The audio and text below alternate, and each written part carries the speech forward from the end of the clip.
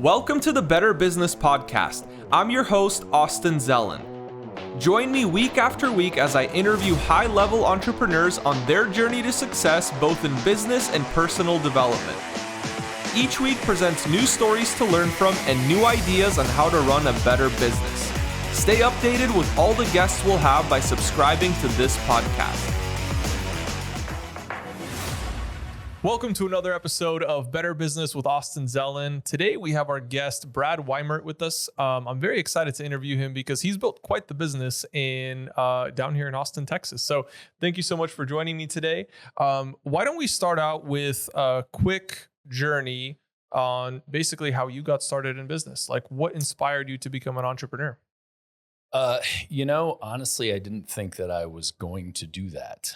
Yeah. No, I grew up a defiant youth and I found sales when I was 18. I responded to a letter in the mail from Vector Marketing that sells Cutco cutlery, which is not quite door to door, but it's in-home sales of kitchen knives. That was the first time that I had an opportunity to get paid more for doing more. And I was like, oh shit, I can just do more and I get more money. This is amazing. And my frame up to that point was, what job can I get? And what can I do to trade my time for money? From there, I really thought that I would just be in sales my whole life. It was very clear that I was very good at sales. I was the number one sales rep in that company. And I thought I was just going to keep doing that. At some point when I was done with Cutco, I looked for the next gig and I built a list of criteria of stuff that would be important to me. And it was stuff like no cap on income, recession resistant, location independent, tech focused, B2B. The ability to make a lot of money fast was on that list. So I was looking for something that would fit that criteria, but I was looking for a sales opportunity. And I found the credit card processing space. And that space checked all the boxes except for the ability to make a lot of money fast. It's a very slow build. I mean, you're literally making pennies per transaction. But I got into a company and was a 1099 sales rep for them. And I was kind of beating my face against the wall, knocking on doors, slowly building a portfolio. And it was around 2006, 2007, and the internet was starting to stabilize in e-commerce. And I would get internet businesses and I would try to sign them up with this credit card processor I was selling for, and they would decline them. And they said, oh no, it's too high risk. And at the time, I didn't understand. I was like, I don't get it. And they're like, oh, nobody will approve this. And so then I had the contact, right? I had the relationship, the lead, that had already raised their hand and said, I want to buy. And so, as I think most business owners know, like, getting the customer is the hardest part, right? Once you have a customer, it's the most expensive part. Once you have a customer, you want to keep the customer. So then I scurried around and found another credit card processor to see if they would approve them. And through this process, I realized that there was a pretty significant gap in the market for adequately serving e-commerce. And I use that term really broadly because today it's like, it's not just e-commerce. It's pretty much anybody that doesn't have a brick and mortar store. Yeah. But that was the beginning, was recognizing that people weren't serving that audience well enough. Interesting. And so basically you found that gap and then you were able to find companies that were willing to work with these people or were willing to sign them up and do merchant processing for them? Yeah. Sort of. So what I found was that different banks were good at different things and had different risk tolerance, different understanding of business models, different capacity for handling an e-commerce business versus, a Tony Robbins. And they all understood different business models. And so some would approve some things and others would approve other things. And I also found out pretty quickly that no matter what, you still had the risk of a given processor closing your account and holding your money. And so what happened, like when I made the jump from being a sales rep selling for other companies or starting Easy Pay Direct, is that realization. And that's when we built software to help address that problem. But I kind of like, I went out on a limb and said, okay, well, I'm going to throw a bunch of money on a credit card. I'm going to start building software, and I'm going to go sponsor an event and hire an employee at the same time and just throw it at the wall and see what I can do. Yeah. And how did that work out? Well, it was, it was chaos. Yeah. Yeah. I had a 1-room office in Michigan with my first employee who's still with us, Gordon Williams. And we had sponsored the first event that we did was Traffic and Conversion Summit. And it was like the second or third Traffic and Conversion Summit. And we did a big marketing campaign directly to the owners, Ryan Dice and Perry Belcher, which got a response. And so I sent Ryan an iPad with a video that was made on it, specially packaged. And so he opened it and it was like, hey, Ryan, Perry, blah, blah, blah. Told him why I thought we had this great alignment between the event and our company. And that helped spark the beginning of the company in that world. So you're saying you gifted him an iPad? Yeah. Tell me more about that. That's such a great strategy. And I think that's one thing that people miss in business is like, how do you stand out among all these people that are trying to do business with them? And I think you really got something special there.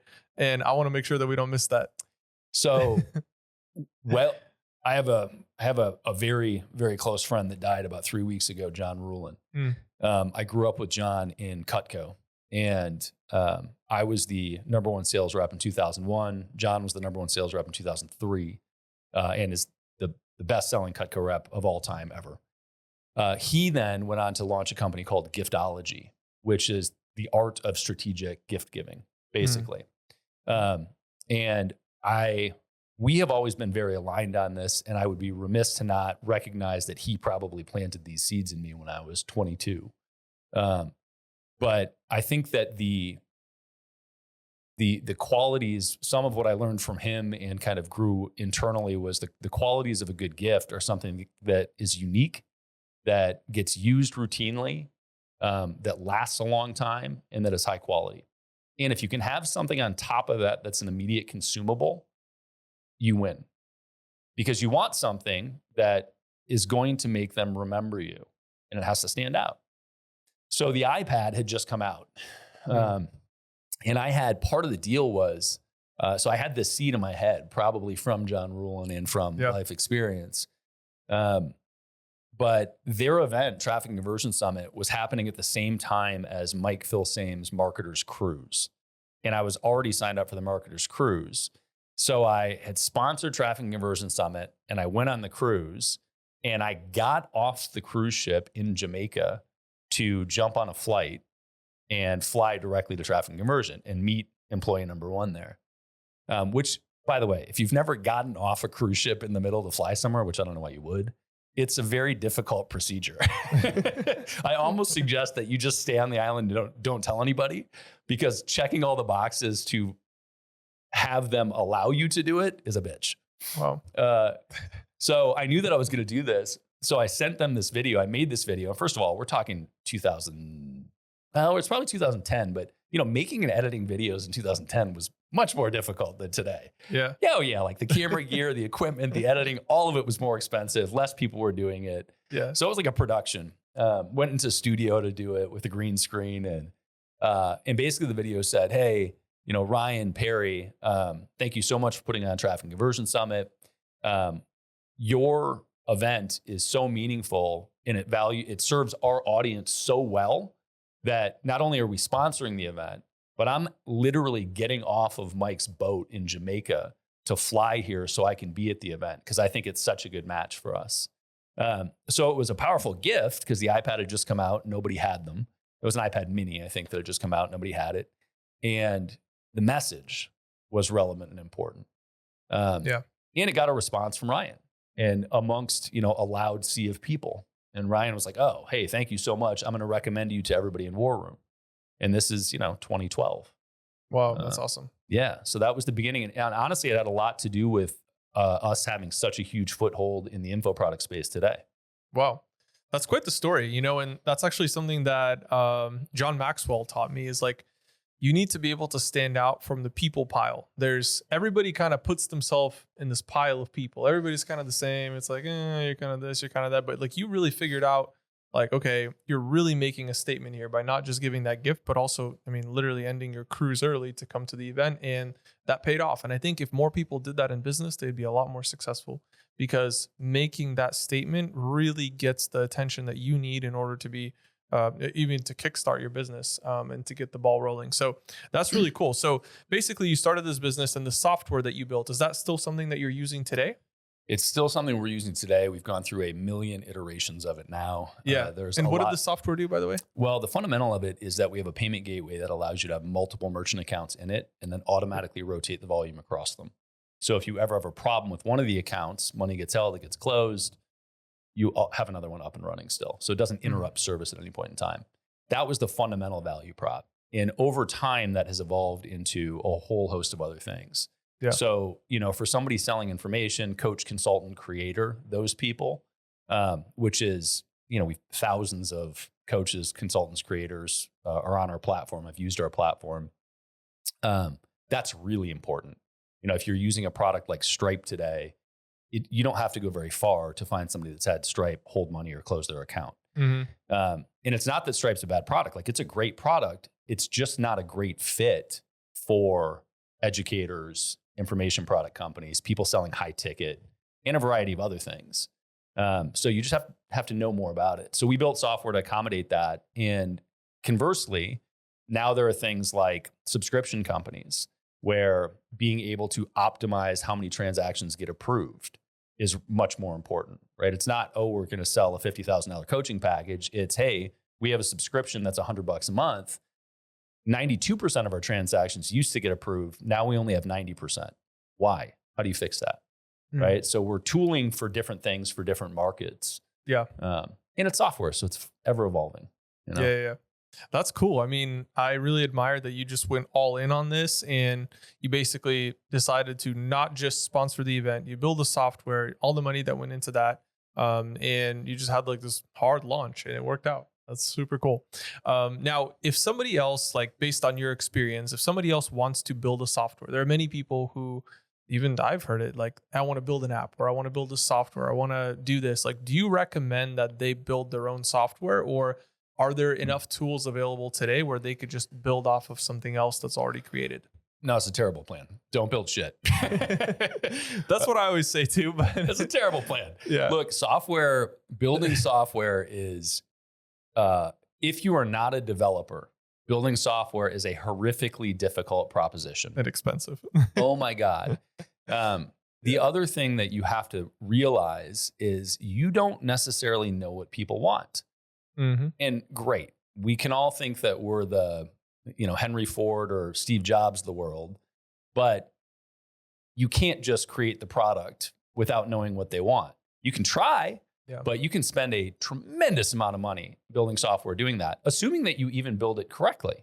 When you're thinking about building software, there is a significant conversation that you should have, probably with somebody that has technical knowledge. And that is the buy versus build conversation. Is there something off the shelf that's going to serve 100% of the purpose, or 80%, or 50%? Can you use that as a baseline and build on top of it? Is there anything that you can white label?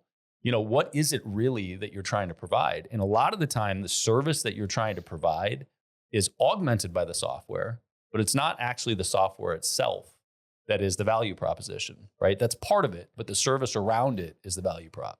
Yeah, exactly. Yeah, no, I totally agree with you on that. And I think that if people really critically analyzed, like, is there demand for this product, or like, can I just supplement the service that I'm providing with another software? Like, maybe that makes more sense, at least at the beginning. Now, let's talk about some challenges that you've had in business.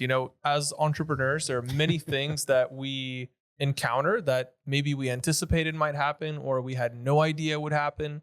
And these are basically just challenges that we have to work our way through and learn how to overcome those challenges in order to really become a real entrepreneur, I'd say, because it's easy to be an entrepreneur when everything is going right. But when things start going a little sideways, it's like, oh, that's the real test. Man, I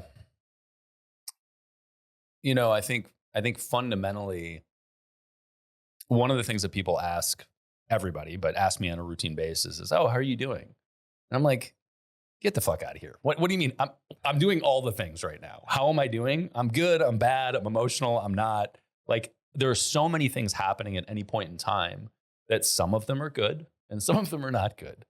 And I think that when you go through the journey, that's part of entrepreneurship, is recognizing that it's never all good, right? You're always going through something. Significant challenges.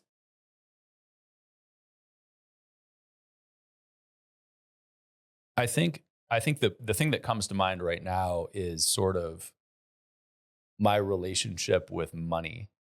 I grew up in the place of money doesn't grow on trees, and really a scarcity mentality. And it caused me to really hold on to money tightly. And that served me well in a lot of ways. But as the journey has continued and the business has become more and more successful, my relationship with money has changed. And the result has been a change in risk assessment. And that's allowed for bigger swings.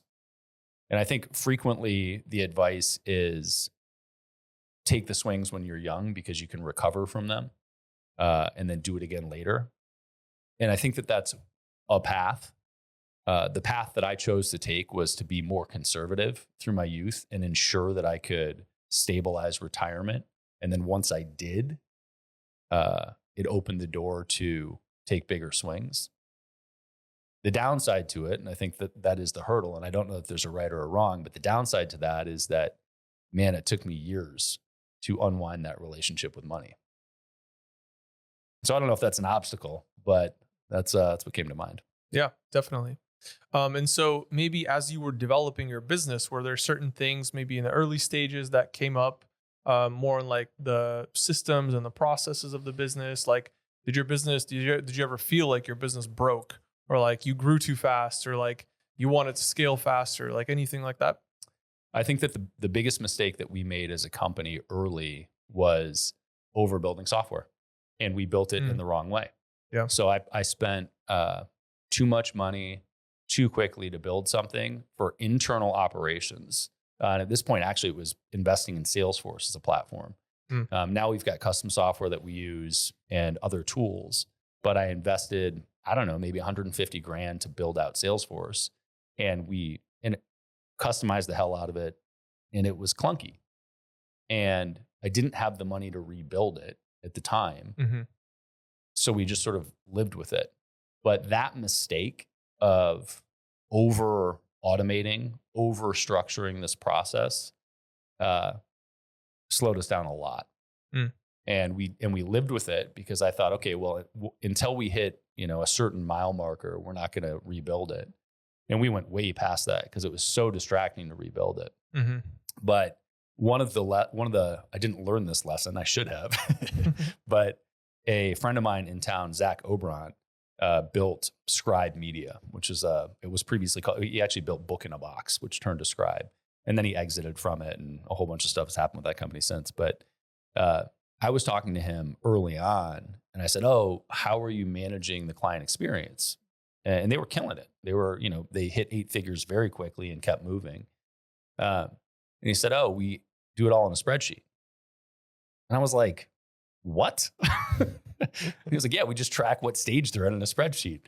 I was like, "You don't have a CRM for it?" And he was like, "No." It's like, why? Just be overly complicated for us to do it in a CRM. We can just do it in a spreadsheet. It's funny. It is funny. It's hilarious to me. And it's such a good lesson because I think the lesson is focus your energy on providing the service. Don't get caught in the weeds with the things that don't actually make you money. Mm-hmm. No, that's super great. I love that. Now, did you have any strategies in your business that caused overall like your revenue or your team to grow very quickly? Like, were there any strategies that you can share with us that caused your business to grow in a very, very rapid way? The strategy is focus on your client experience and then do it again, and then do it again, and then do it again. It's a lesson that I don't learn enough and have to come back to all the time, or don't internalize enough, have to keep coming back to. Yeah. It's 2024, and our mantra for the year is do less better. Mm. And we're well past the point of, who's our avatar? How are we serving them? What are the SOPs in place? And we are once again back to optimize the client experience. Mm. And when I look at the largest gaps or the largest jumps in revenue year over year, the different times that that's happened is when we've doubled down and looked at a specific element and said, why isn't this smoother? And we've systemized an area better, right? But that's it for me. Yeah, no, I think that's super valuable. I mean, if you're improving that customer experience, that alone is a marketing strategy of its own. That alone is a growth strategy. So that's really cool. Now, when it comes to decision making in the business, obviously there are a lot of decisions that you have to make as CEO. And what would you say are some strategies that you've used to improve your decision making, especially when it comes to times that there's adversity or it's challenging, or like how have you kind of balanced those two? That's tough, man. First off, I think it's heavily dependent on the type of business, the size of your team, et cetera, where you are in revenue, et cetera. But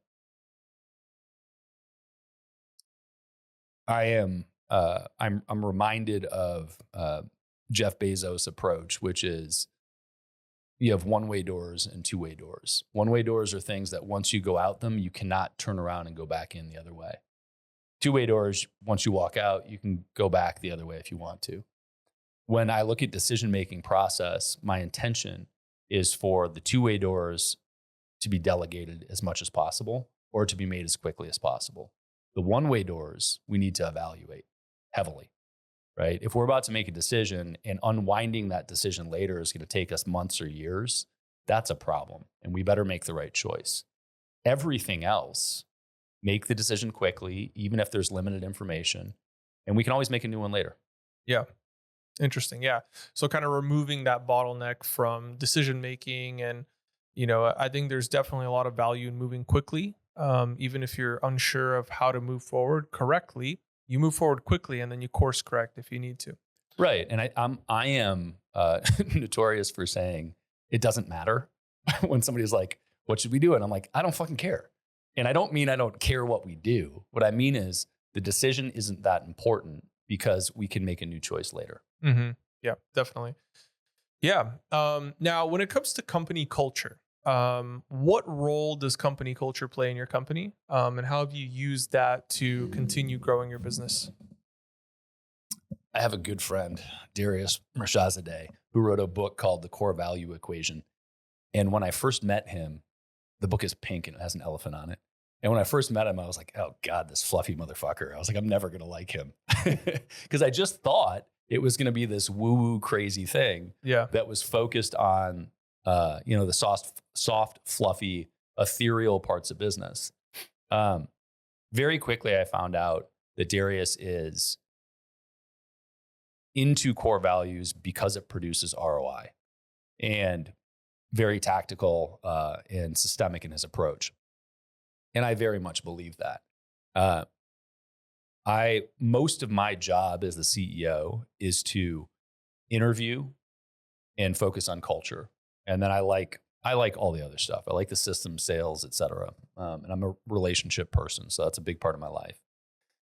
But I'm interviewing all the time. And what I say most consistently in interviews across the board is my objective is to hire and fire based on values and KPIs. KPIs are cut and dry. Either you're performing or you're not. In core values, my job is not to try to get people to adopt the values that we have. My job is to find the people that already have the values that we have internally, because I know they're going to fit in well. Mm-hmm. It is mission critical for my sanity and my well-being to have people on the team that are rowing in the same direction and operate through the same set of values.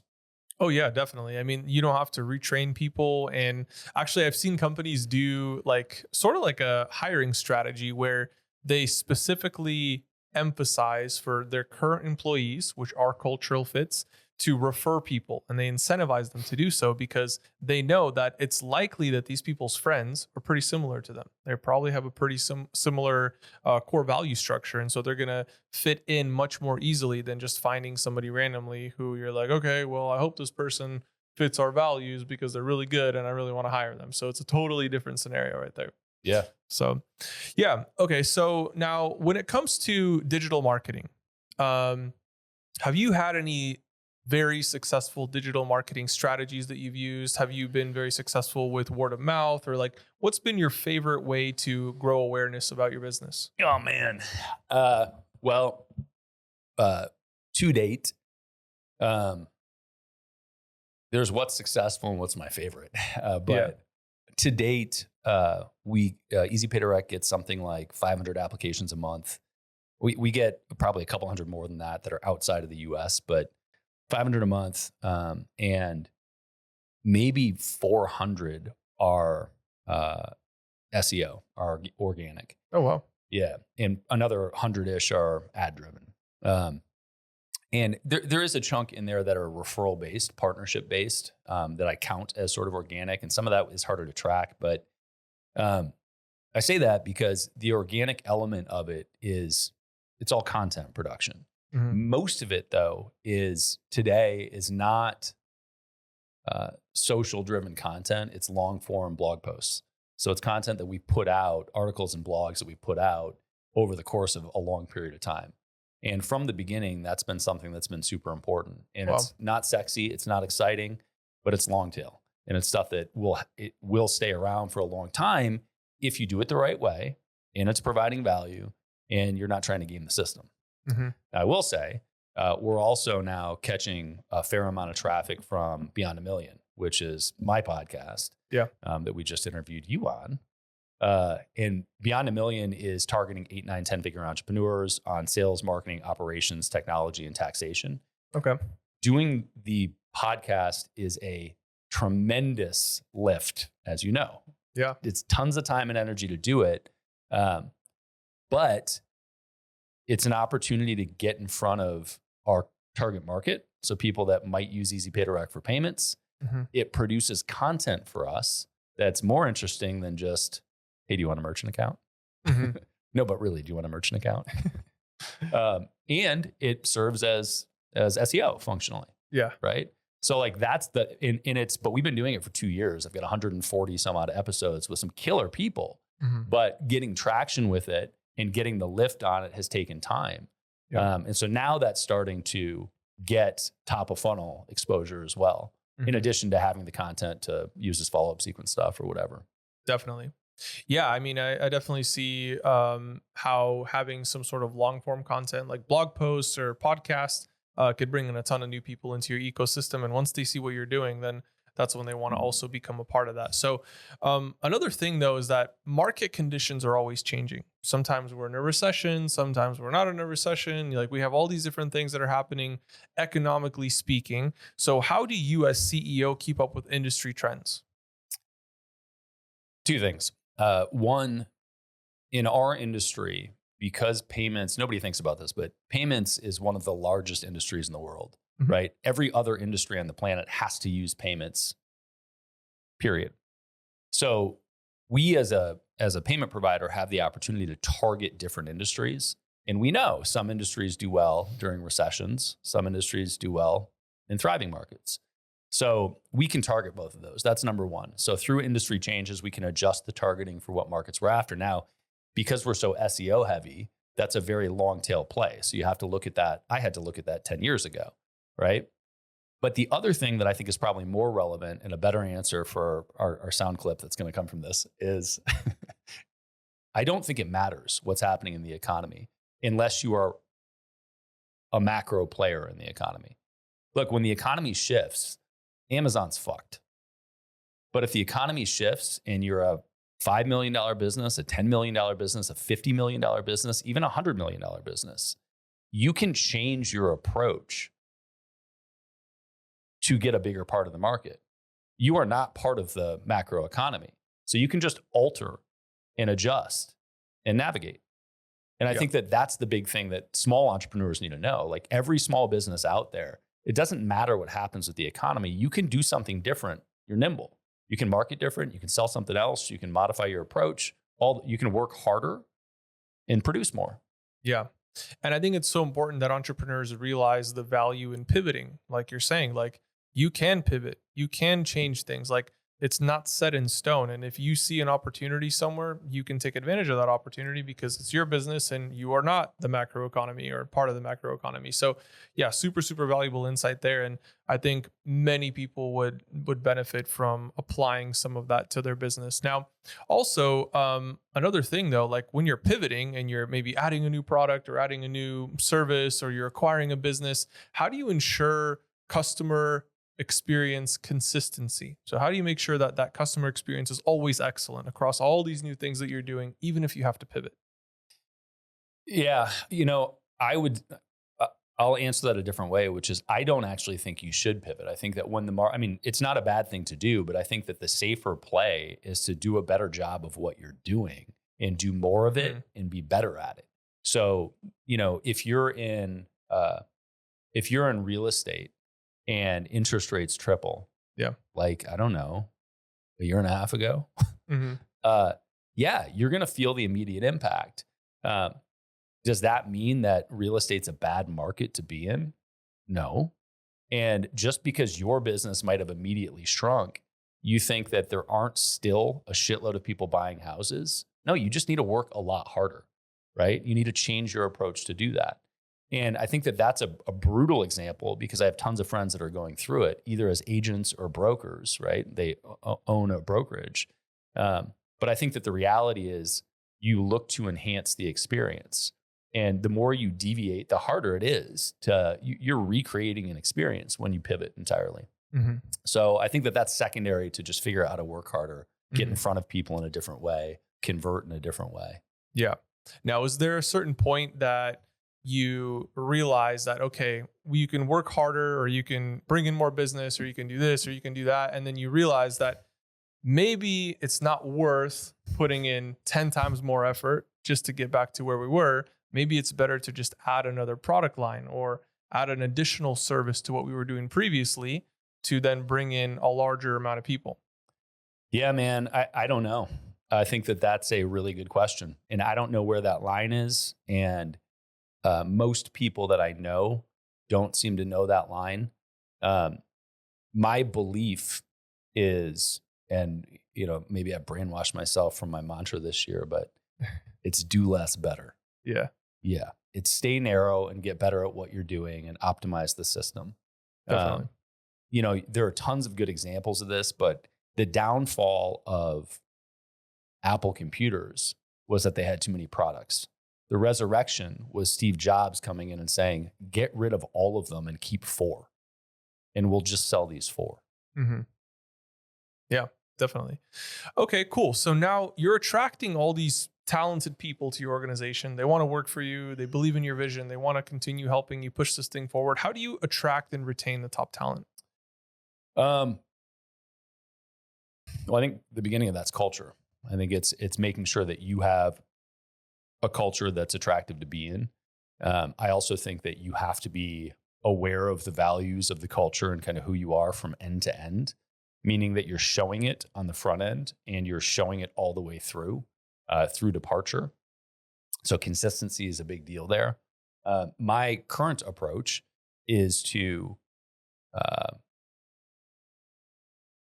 not be afraid to overpay for the roles. And I think that and this goes back to kind of the mental mindset around a non-mental mindset. I don't know, it seems a little redundant. The mindset around money, my relationship with money.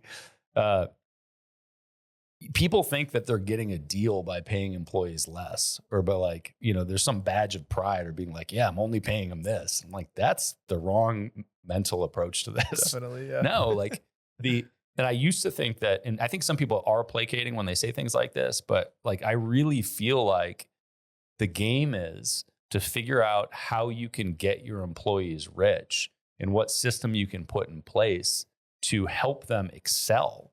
Because the more excited you can get them, the bigger the company is going to be, right? And so you investing more money in the environment, the culture, the company, the people, their salaries, their incentive plans, the better people you get.